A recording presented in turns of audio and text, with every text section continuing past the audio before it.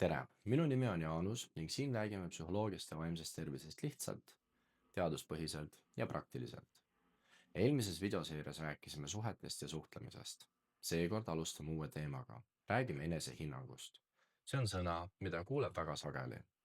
Öeldakse, et kellelgi on madal enesehinnang või vastupidi, et tal on väga hea enesehinnang. Aga mida see tegelikult tähendab? Alustame võib-olla ühest tuttavast olukorrast.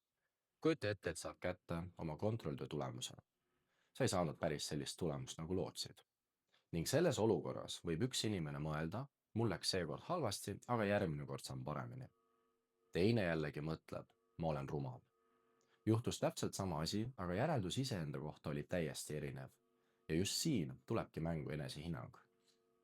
Lihtsalt öeldes on enesehinnang see, kuidas me iseennast näeme ja hindame. Kas usume, et oleme väärtuslikud ka siis, kui kõik ei lähe plaanipäraselt, või sõltub meie eneseväärtust pidevalt sellest, kui hästi meil parasjagu läheb? See ei tähenda, et peaksime arvama, et oleme kõiges head, sest enesehinnang ei ole sama, mis enesekindlus. Võid olla mõnes asjas väga enesekindel ja mõnes teises hoopis ebakindel. Enesehinnang puudutab laiemalt seda, kuidas sa iseendasse suhtud. Siin tehakse sageli üks oluline viga. Arvatakse, et hea enesehinnang tähendab seda, et inimene on kogu aeg enesekindel. Tegelikult ei ole. Ka hea enesehinnanguga inimesed kahtlevad vahel endas. Nad eksivad. Nad tunnevad närvi enne tähtsat esinemist. Erinevus on selles, mida nad pärast seda endale ütlevad. Kas üks ebaõnnestumine tähendab, et ma ei kõlba, või tähendab see lihtsalt, et seekord ei läinud hästi? Seda on hea ette kujutada nagu kaalukaussi. Ühel pool on see, mis sinuga juhtub, teisel pool on see, mida sa sellest enda kohta järeldad.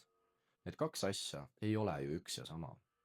Kui keegi teeb sinu töö kohta kriitilise märkuse, on see vaid üks sündmus. See, kas sa mõtled pärast seda, mul on midagi õppida, või ma ei ole piisavalt hea, sõltub juba sellest, kuidas sa iseennast näed. See on põhjus, miks kaks inimest võivad täpselt samale olukorrale täiesti erinevalt reageerida. Üks näeb eksimust kui võimalust õppida, teine näeb seda tõendina, et temaga on midagi valesti. Ja see mõjutab ka käitumist. Kui usud, et areng on võimalik, proovid tavaliselt uuesti. Kui usud, et sinu väärtus sõltub ainult tulemustest, võib järgmine katse tunduda palju hirmutavam. Enesehinnang mõjutab meid palju rohkem, kui esialgu arvata võiks. See mõjutab seda, kuidas me kriitikat vastu võtame, milliseid eesmärke julgeme endale seada ja kas julgeme abi küsida.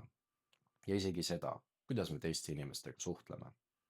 Sellepärast ei ole enesehinnang lihtsalt üks psühholoogia mõiste. See mõjutab väga paljusid igapäevaseid otsuseid. See on oluline ka vaimse tervise seisukohalt. Kui inimese eneseväärtus sõltub ainult tulemustest, hinnetest või teiste arvamusest, võib iga tagasilöök tunduda palju suuremana, kui see tegelikult on. See ei tähenda, et halb enesetunne oleks nõrkuse märk. See tähendab, et viis, kuidas me iseennast hindame, mõjutab ka seda, kuidas me raskustega toime tuleme. Aga mida selle teadmisega siis teha? Kõigepealt, pane tähele, kuidas sa iseendaga räägid pärast seda, kui midagi läheb valesti. Kas kirjeldad juhtunut või annad hinnangu iseendale? Teiseks, püüa eristada tulemust ja inimest. Halvasti läinud eksam ütleb midagi selle eksami kohta, mitte sinu väärtuse kohta inimesena.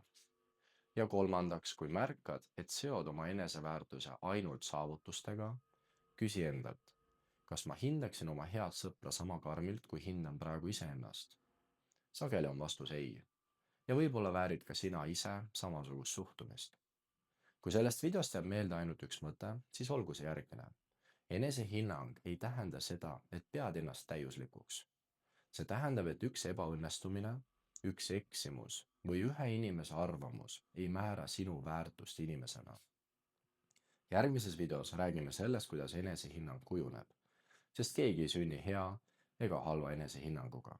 See kujuneb tasapisi meie kogemuste ja suhete kaudu. Aitäh, et vaatasid. Vaimsest tervisest rääkimine ei lahenda probleeme üleöö, kuid aitab meil iseennast paremini mõista. Hoolitse enda eest ning kohtume juba järgmises videos.